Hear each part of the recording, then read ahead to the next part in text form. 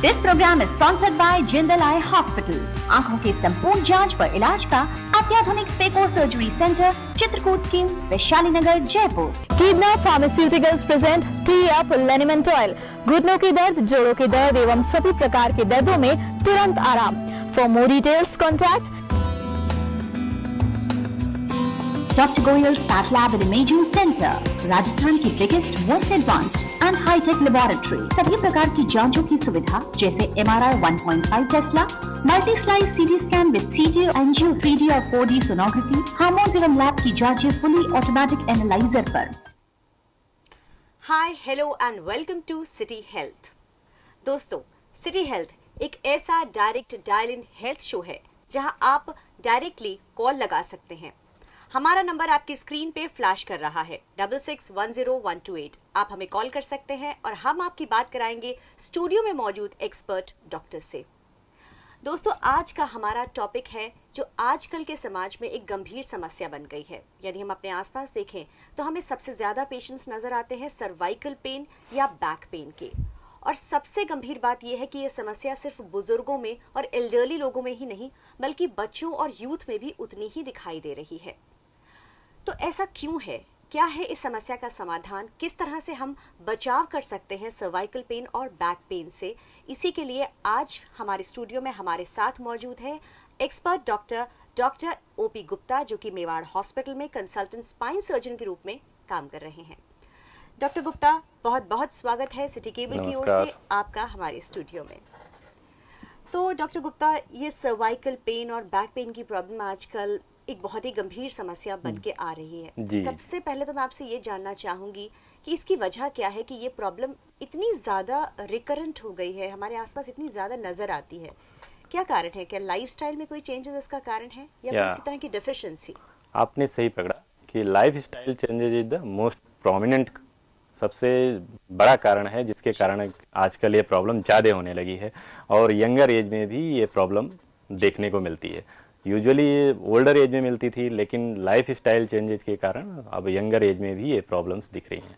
जी, lifestyle में किस तरह के चेंजेस हो रहे हैं जो कि ये प्रॉब्लम, क्योंकि जो सबसे कंसर्निंग बात है वो ये है कि बड़ों में तो हम मान सकते हैं आर्थराइटिस, ऑस्टियोपोरोसिस, ये सब डीजेनरेशन, जो बोन डीजेनरेशन होता है उसकी वजह से होता है। लेकिन ऐसे क्या चेंजेस आजकल आ रहे हैं कि जिसकी वजह से बच्चों में और यूथ में भी ये प्रॉब्लम दिखाई दे रही है? स्पेसिफिकली सीडेंट्री लाइफ स्टाइल सबसे कॉमनेस्ट कारण है इस समय, जो कि यंगर एज में सर्वाइकल पेन या बैक पेन का कारण बनता है।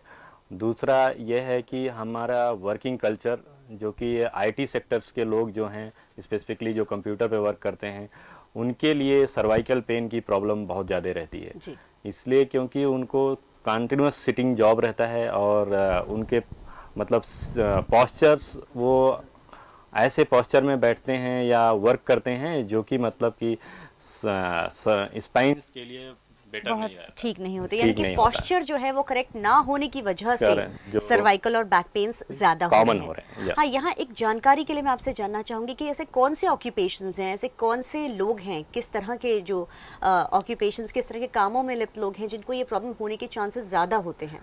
सर्वाइकल पेन या सर्वाइकल स्पॉन्डिलोसिस जो कहते हैं आप, वो तो IT सेक्टर्स में वर्क करने वाले जिनका सिटिंग जॉब है, कंटिन्यूस 3 और 4 आवर्स सिटिंग जॉब करते हैं, कंप्यूटर पे वर्क करते हैं, क्योंकि वो मूवमेंट नहीं करते तो उन पे मतलब कि सर्वाइकल स्पाइन के प्रॉब्लम ज़्यादा होते हैं।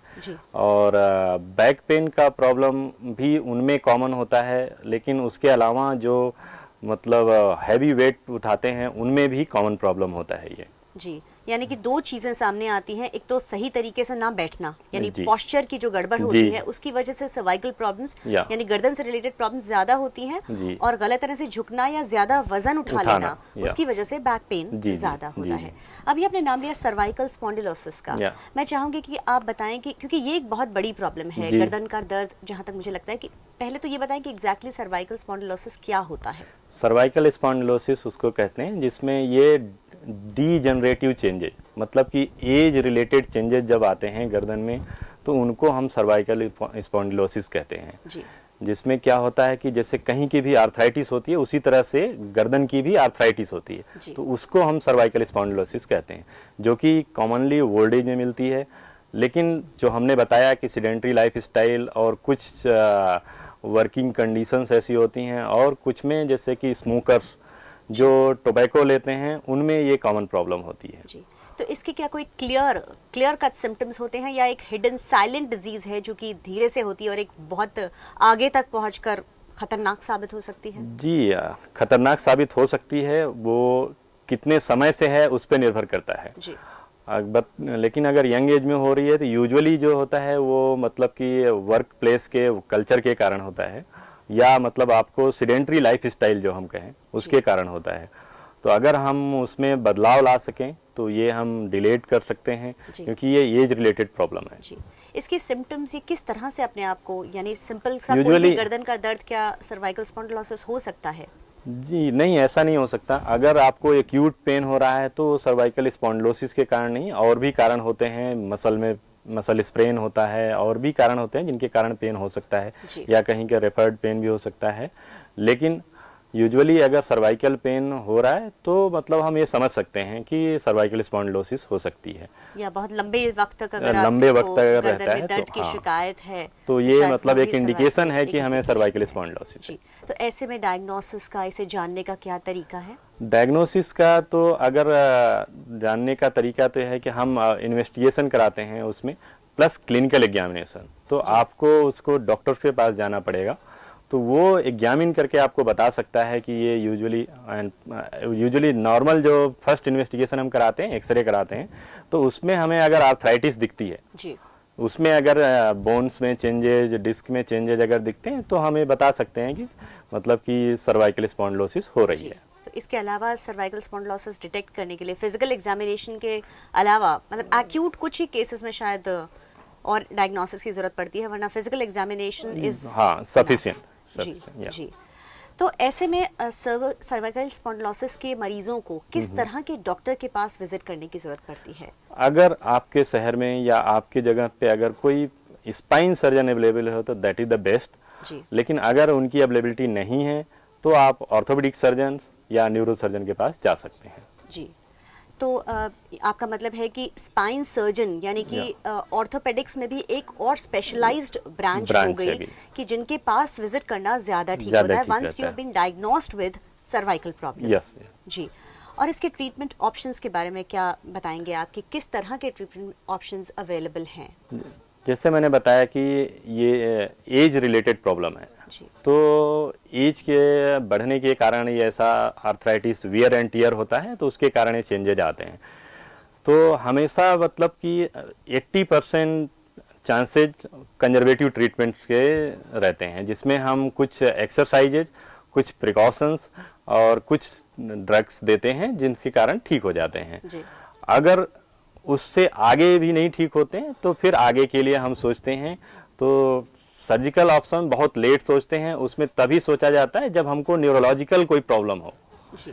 मतलब कि कहीं हमें सुन्नपन हो रहा हो, कहीं हमारे हाथ पैरों में कमजोरी आ रही हो, तब हम उसके बारे में सोचते हैं। यानी कि या तो वो बहुत क्रॉनिक हो चुकी हो, बहुत लंबे वक्त तक चल चुकी हो, या फिर बहुत ही छोटे से वक्त में उसने काफी बड़ा रूप ले लिया, तभी हम सर्जरी के लिए सोचते हैं जी। तो ऐसे में फिजियोथेरेपी का क्या रोल रहता है? फिजियोथेरेपी का अगर हम सीरियस कंडीशन में है, जैसे हमने बताया कि न्यूरोलॉजिकल डेफिसिट के साथ, मतलब कि कमजोरी या मतलब कि सुन्नपन होने के साथ है, तब तो फिजियोथेरेपी का बहुत ज़्यादा रोल नहीं रहता है।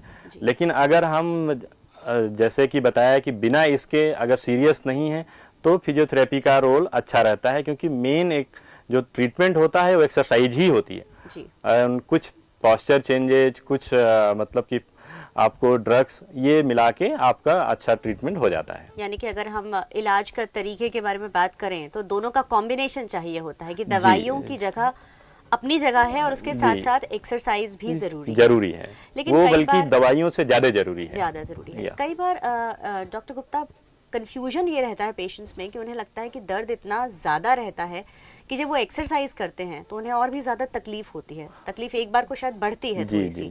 तो ऐसे में जो पेशेंट्स हैं वो बहुत ही कंफ्यूज हो जाते हैं कि एक्सरसाइज उनको करनी चाहिए या नहीं। देखिए, ये तो अगर आप डॉक्टर से एडवाइस लेने के बाद करते हैं तो बेटर रहता है, और दूसरा ये रहता है कि अगर किसी स्पेसिफिक एक्सरसाइज करने से आपको पेन बढ़ता है जी। तो उस एक्सरसाइज को नहीं करना चाहिए। जी। लेकिन अगर आपको एक्सरसाइज करने से शुरुआत में वैसे भी पेन बढ़ता है, क्योंकि आप उसके लिए कस्टम नहीं है, जी। तो हमें ये करना होता है कि धीरे धीरे स्टार्ट करना होता है। शुरू में हम मतलब कि जैसे 2 मिनट 3 मिनट 5 मिनट एक्सरसाइज करते हैं, फिर उसको डे बाय डे बढ़ाते जाते हैं। जी। और उसी समय हम कुछ ड्रग्स देते हैं जिसका असर रहता है, तो उस समय आप एक्सरसाइज शुरू करते हैं। जब तक ड्रग्स का असर रहता है तब तक आपको कसरत का असर आने लगता है, तो फिर हम दवाओं को हटा देते हैं। यानी कि सर्वाइकल स्पॉन्डिलोसिस में एक्सरसाइज का अपना एक बहुत अहम रोल है जो जरूरी है। और यदि दर्द बढ़ता है तो उसकी वजह यह है कि आपके शरीर को, आपकी बॉडी को एक्सरसाइज की आदत नहीं है। तो जब वो एक्सरसाइज शुरू की जाती है तो दर्द कुछ बढ़ता है, लेकिन फिर भी उसे कंटिन्यू करना चाहिए। अगर कोई आपको, जैसे हमने बताया कि किसी सीवियर पेन नहीं बढ़ता, अगर हल्का पेन बढ़ता है तो करना चाहिए। लेकिन अगर कोई पोस्चर्स होते हैं, जैसे कि आपको सर्वाइकल स्पॉन्डिलोसिस है, लेकिन उसमें अगर आप एक्सटेंशन करते हैं और आपको हाथों में करंट जैसा लगता है, पैरों में करंट जैसा लगता है, तब उस एक्सरसाइज को नहीं करना चाहिए। जी। तो ऐसे में एज ए डॉक्टर आप क्या सजेस्ट करेंगे कि पेशेंट्स को ये जो एक्सरसाइजेज हैं वो अंडर ट्रेन्ड सुपरविजन ही करनी चाहिए, या एक बार सीखकर उसे हल्की फुल्की एक्सरसाइज घर पे करने में कोई परेशानी नहीं होगी? एक बार सीखकर आप घर पे कर सकते हैं, कोई ट्रेन्ड सुपरविजन की जरूरत नहीं पड़ती इसमें। जी। और एज ए डॉक्टर आप सर्वाइकल स्पॉन्डिलोसिस के पेशेंट्स को कोई डूज एंड डोंट्स बता सकते हैं कि ये चीज़ उन्हें करनी चाहिए, ये चीज़ उन्हें बिल्कुल नहीं करनी चाहिए? यूजुअली डूज एंड डोंट्स में आप देखेंगे कि हम स्पेसिफिकली बताया कि जैसे कि आईटी सेक्टर्स के लोग होते हैं जो सिटिंग जॉब जिनकी है, तो उनमें अपने कुछ चेंजेस करने चाहिए अपने ऑफिसेज में। जैसे कि आप कंप्यूटर रखते हैं तो कंप्यूटर को आपका जो लेवल है वो आई लेवल के बीच होना चाहिए, जिससे आप फ्रंट में देख सकें। आपको झुक के काम नहीं करना चाहिए। दूसरा यह है कि आप हर आधे घंटे बाद या 1 घंटे बाद आप उठ के थोड़ा सा 5 मिनट के लिए टहल के आइए। कंटिन्यूअस 2 घंटे 3 घंटे तक आपको नहीं बैठे रहना चाहिए। उसके अलावा कुछ एक्सरसाइजेज होती हैं, क्योंकि आप सीडेंटरी लाइफ स्टाइल में हैं, तो आपको वो डेली रेगुलर बेसिस पे करते रहनी चाहिए, जिससे कि ये प्रॉब्लम खुद हद तक अपने आप ही सॉल्व हो जाती है, आपको फिर दोबारा ग्रसित नहीं करती है। जी। तो इस तरह की चीज़ें अगर हम याद रखें, यानी पेशेंट्स जो हैं वो याद रखें, तो काफ़ी कुछ तक सर्वाइकल स्पॉन्डिलोसिस से उन्हें आराम मिल सकता है। लेकिन ये सब कुछ एक डॉक्टरी सलाह के बाद ही करना जरूरी है। जी। ये तो हमने बात की पेशेंट्स के बारे में, यानी जिन्हें सर्वाइकल प्रॉब्लम ऑलरेडी है। जी। लेकिन एक स्वस्थ जने को इस तरह की प्रॉब्लम ना हो, इसके लिए लाइफस्टाइल में किस तरह के चेंजेस चाहिए होते हैं, यदि हम बात करें सर्वाइकल के बारे में पर्टिकुलर? जी, मैंने वो बताया अभी कि आपको, जैसे कि आपका ऑफिस जॉब है, तो ऑफिस जॉब में ये उनके लिए भी है जिनको है, जिनको नहीं है उनके लिए भी एक्सरसाइजेज प्लस मतलब कि आपका सिटिंग अरेंजमेंट, कि आपका कंप्यूटर किस लेवल पे होना चाहिए, और प्लस आपको कंटिन्यूअस बैठना नहीं चाहिए, आपको हाफ एन आवर या 1 घंटे के बाद आपको कुछ 5 मिनट के लिए टहल के आना चाहिए। जी। ये और सबसे बड़ा है कि अगर आप स्मोकिंग करते हैं, आप अगर टोबैको च्यूअर्स हैं, तो आपको ये छोड़ देना चाहिए, क्योंकि उनमें डिस्क प्रॉब्लम बहुत ही कॉमन होती है। जी। कोई पर्टिकुलर टेस्ट्स हैं जो आप कहना चाहेंगे कि डे टू डे लाइफ में, मतलब जो हमारी नॉर्मल हेल्दी रहने के लिए कोई सर्वाइकल टेस्ट ऐसे हैं जो रूटीन एग्जामिनेशंस में करवाते रहना चाहिए? नहीं, ऐसा कोई टेस्ट नहीं है जिससे आपको मतलब कि इसके लिए कराते रहना चाहिए, इसकी प्रोबेबिलिटी जिससे डिटेक्ट की जा सके। ऐसा कोई टेस्ट नहीं है। जी। डॉक्टर गुप्ता, आजकल की मॉडर्न टाइम में बहुत सारे ट्रीटमेंट ऑप्शंस दिख जाते हैं, यानी अगर हम न्यूज़पेपर खोल के देखें या टीवी में देखें तो एक नई थेरेपी, गारंटीड आराम मिल जाता है, बहुत सारी चीज़ें, बहुत सारे इंजेक्शंस होते हैं, बहुत सारी दवाइयाँ होती हैं। जी। तो आपको क्या लगता है कि ये दवाइयाँ किसी को ट्राई करनी चाहिए कि नहीं? मतलब इसके जो साइड इफ़ेक्ट्स हैं या रिस्क में कुछ खास? मेरा ये कहना है कि आप स्पेशलिस्ट की एडवाइस लेने के बाद ही कोई ड्रग भी लेना है या कुछ एक्सरसाइज भी करनी है, तो स्पेशलिस्ट की एडवाइस लेने के बाद ही करनी चाहिए। क्योंकि हर दवाई के साइड इफेक्ट्स होते हैं, हर एक्सरसाइज के भी स्पेसिफिक जब आप करते हैं तो उसके भी साइड इफेक्ट्स होते हैं, तो उनको किस बीमारी में कौन सी एक्सरसाइज करनी चाहिए, तो ये अगर जब तक आप स्पेशलिस्ट से बात नहीं करते आपको नहीं शुरू करनी चाहिए। यानी जो स्पेशलिस्ट है उसके पास जाकर ही हमें सही अंदाजा लग सकता है कि जो भी ट्रीटमेंट मिलने वाला है उसका फायदा क्या है और किस तरीके से। जी। अब हम बात करते हैं सर्वाइकल सर्जरी के बारे में। जी। तो मैं आपसे जानना चाहूंगी कि ये जो सर्जरी है वो कहाँ किस हद तक खतरनाक हो सकती है, क्या इससे डरने की ज़रूरत है या एक बिल्कुल नॉर्मल सी सर्जरी है? देखिए, पहले जब मेडिकल टेक्नोलॉजी इतनी इम्प्रूव नहीं थी तब तो इसमें लोग मतलब कि प्रॉब्लम होती थी, लेकिन आज मेडिकल टेक्नोलॉजी बहुत ऊपर चली गई है। जैसे हम लोगों के पास अब माइक्रोस्कोप्स होते हैं जिसमें हम मतलब कि किसी भी चीज़ को इनलार्ज करके देखते हैं, तो सर्जरी के समय भी हम उसका यूज करते हैं, तो जिससे हमें हर चीज़ बड़ी दिखती है और डैमेज होने के चांसेज कम हो जाते हैं। जी। तो नॉर्मली अब जो है सर्वाइकल स्पाइन सेफ सर्जरी है जी। इसमें, अगर आप एक्सपीरियंस हैंड में जाते हैं तो। जी। तो जैसे कि और फील्ड्स में हम देखें तो बहुत एडवांस्ड टेक्निक्स आ गई हैं, जैसे कई फील्ड्स में दूरबीन द्वारा, लैप्रोस्कोपी द्वारा, यानी बिना चीर फाड़ के इसको किया जा सकता है।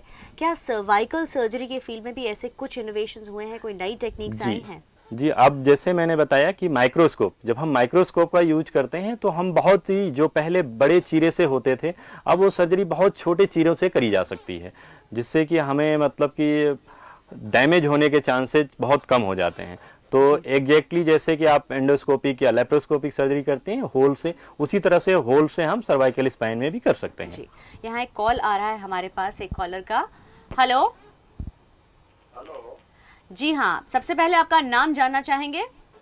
हाँ नमस्कार जी, मैं एचपी शर्मा बोल रहा हूँ।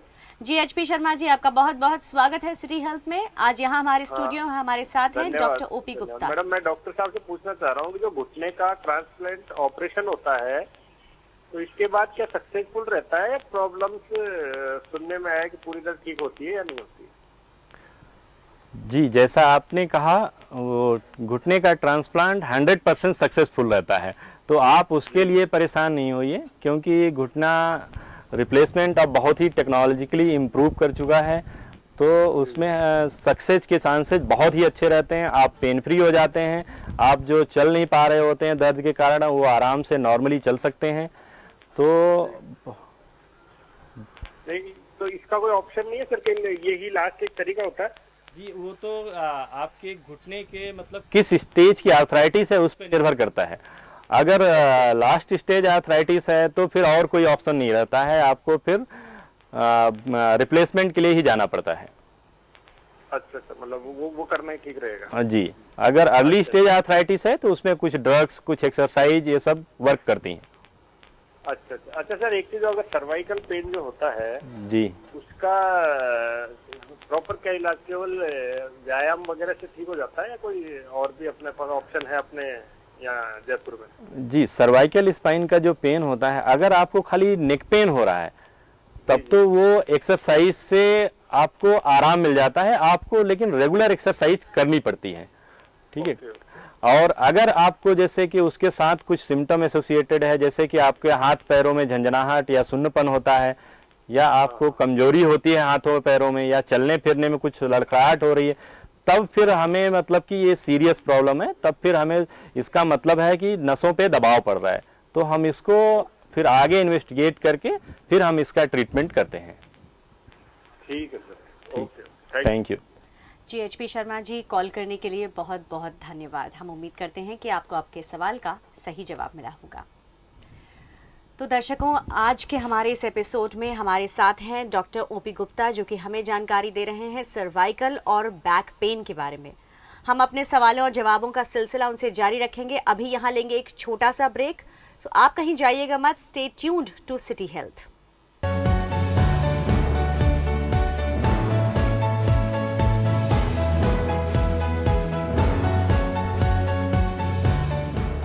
This programme is sponsored by Jindal eye hospital. आधुनिकतम लेजर द्वारा चश्मे से छुटकारा एवं मोतियाबिंद का इलाज, चित्रकूट स्कीम, वैशाली नगर, जयपुर। कीदना pharmaceuticals present T up liniment oil. घुटनों के दर्द, जोड़ों के दर्द एवं सभी प्रकार के दर्दों में तुरंत आराम। For more details contact Dr. Goyal's Path Lab and Imaging Center, Rajasthan की biggest, most advanced and hi tech laboratory. सभी प्रकार की जांचों की सुविधा जैसे MRI 1.5 tesla, multi slice CT scan with CT, angio, 3D और 4D सोनोग्राफी, हार्मोन्स एवं लैब की जांचें फुली ऑटोमेटिक एनालाइजर पर।